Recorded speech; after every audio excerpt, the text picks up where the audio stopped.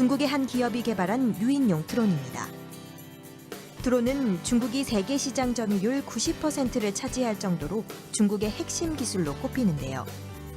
드론뿐 아니라 빅데이터와 인공지능 등 중국은 무서운 성장세를 보이며 4차 산업혁명의 주역으로 주목받고 있습니다.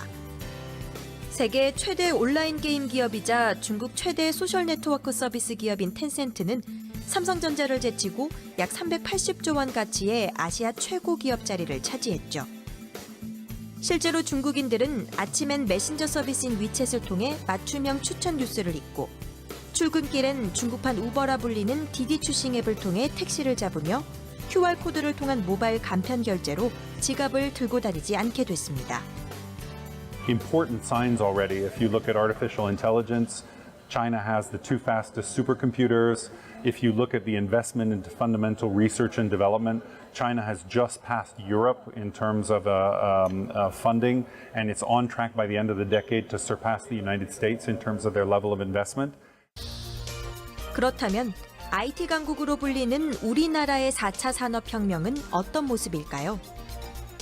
지난 한 해 우리 기업들은 3억 6천만 대가 넘는 스마트폰을 판매했고 반도체 D램 시장의 점유율도 74%라는 독보적인 숫자를 지키고 있지만 누구도 한국을 4차 산업혁명의 롤모델로 꼽지 않습니다. 실제로 한국의 4차 산업혁명 준비에 대한 성적표는 매우 초라합니다.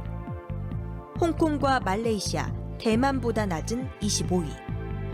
사물 인터넷과 빅데이터 관련 기술은 미국에 비해 많게는 6년까지도 뒤처지는 것으로 조사됐고 로봇과 3D 프린팅, 빅데이터 등 5대 핵심 기술에서 한국이 중국보다 우위인 분야는 사물 인터넷 하나뿐이란 조사 결과도 있습니다. 한국이 IT 강국에서 4차 산업혁명의 후진국으로 추락한 이유는 무엇일까요? 그 이유를 듣기 위해 서울의 한 전시장을 찾았습니다. 4차 산업혁명과 관련된 기술들이 총 출동했는데요. 그중 가장 발디 딜 틈이 없는 곳이 드론 부스.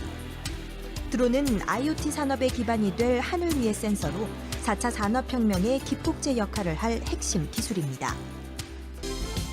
중국 외에 드론 기술의 핵심인 모터를 생산하는 곳은 전 세계에서 이 회사가 유일합니다. 자체적으로 개발한 원격 제어 장치까지 가지고 있어 국내에서 유일하게 드론을 수출하고 있죠. 하지만 한국에서의 드론 개발은 참 어려운 일이라고 말합니다. 그 이유를 산업용 드론을 테스트하는 한 시험 비행장에서 엿볼 수 있었는데요. 12kg 이상 되는 것에 대해서는 국가가 허가하는 공역에서만 테스트를 할 수가 있어요. 뭐 대구라든지 강원도라든지 고성이라든지 이런 곳에서만 테스트가 가능하기 때문에 테스트 한번 하려고 그러면 굉장히 많은 비용을 지출해야 되는 거죠. 그런데 한국과는 달리 중국은 드론이란 전략 사업에 대해 공격적인 지원과 방어를 하고 있었습니다.